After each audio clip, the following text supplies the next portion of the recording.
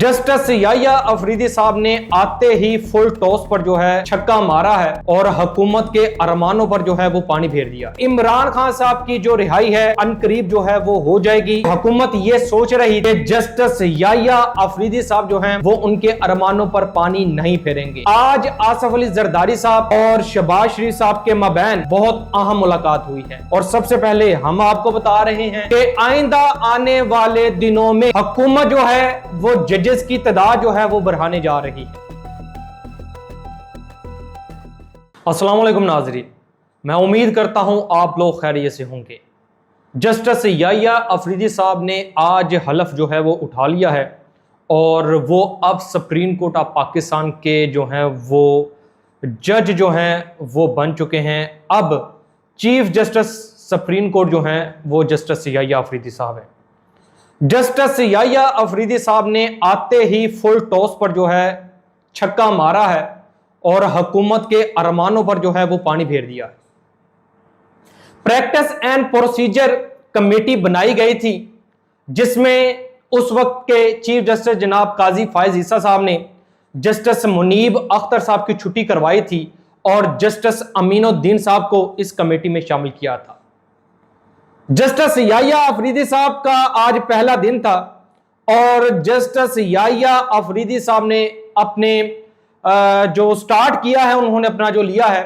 वो इस चीज से लिया है कि प्रैक्टिस एंड प्रोसीजर कमेटी में जस्टिस मुनीब अख्तर साहब को वापस लेके आए हैं और जस्टिस अमीनुद्दीन साहब को रुखसत किया है।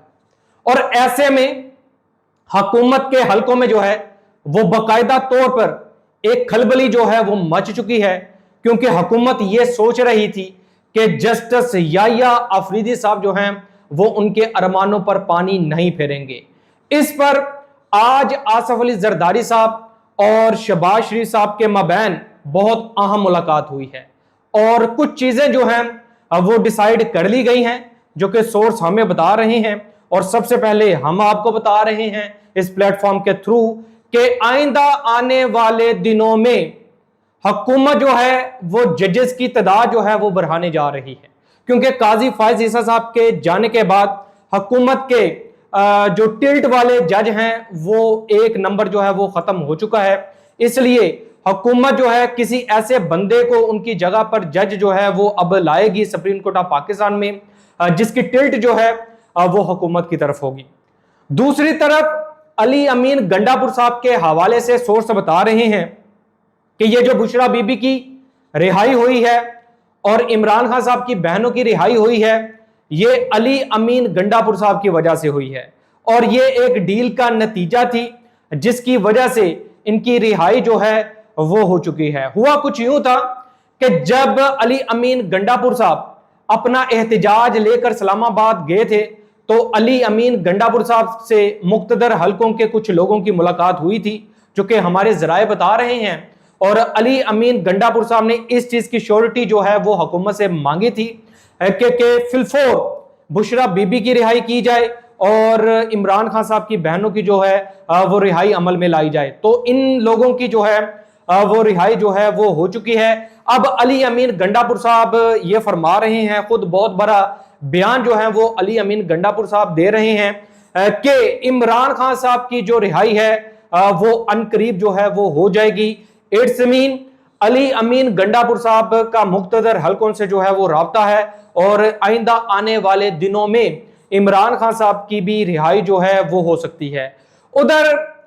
चीफ जस्टिस जनाब काजी फायज ईसा साहब जब से वो चीफ जस्टिस नहीं रहे, यानी उनकी रिटायरमेंट हो चुकी है, आज पहला दिन है, तब से वो डिप्रेशन का जो है वो शिकार हैं और उनको खुद समझ नहीं आ रही कि नून लीग की हुकूमत ने और एस्टेब्लिशमेंट ने उनके साथ जो है वो क्या किया है। और इसलिए काजी फायज ईसा साहब जो हैं वो डिप्रेशन का शिकार हो चुके हैं और अब ऐसा बताया जा रहा है, नजम सेठी साहब भी इस खबर की जो है वो तस्दीक कर रहे हैं कि हुकूमत जो है वो उनको जो है वो कोई ओहदा दे सकती है, क्योंकि वो सोच रहे थे कि उनका कुरा जो है वो निकलेगा और 3 साल के लिए वो मजीद जो है वो सुप्रीम कोर्ट के चीफ जस्टिस रहेंगे। खबरों के बारे में अपना फीडबैक जरूर दीजिएगा, अपना ख्याल रखिएगा, दुआ में याद रखिएगा। अल्लाह ने के बाद।